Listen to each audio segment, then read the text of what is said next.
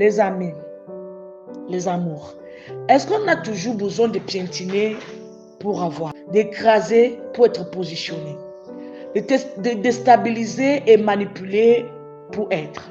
Le Seigneur, avant de t'envoyer dans ce monde, t'a créé une destinée et il t'a donné un signal d'alarme pour un ressentiment qui est ton cœur. Ce signal d'alarme qui est notre cerveau, qui permet à notre cœur de ressentir ce que lui pense. Et avant de mettre ça en pratique, le cœur renvoie au cerveau pour mieux réfléchir.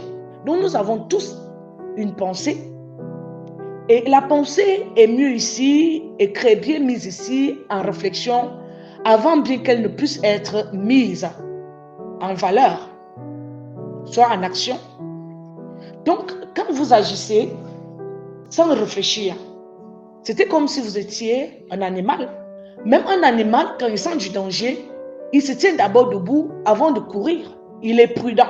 Il sait déjà qu'ici, ça ne va pas, ici, ça donne.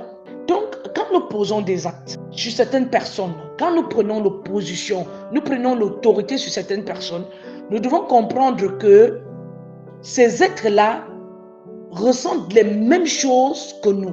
Il n'y a pas un antidote qui permet à ce que les gens ne puissent pas ressentir la douleur toute leur vie.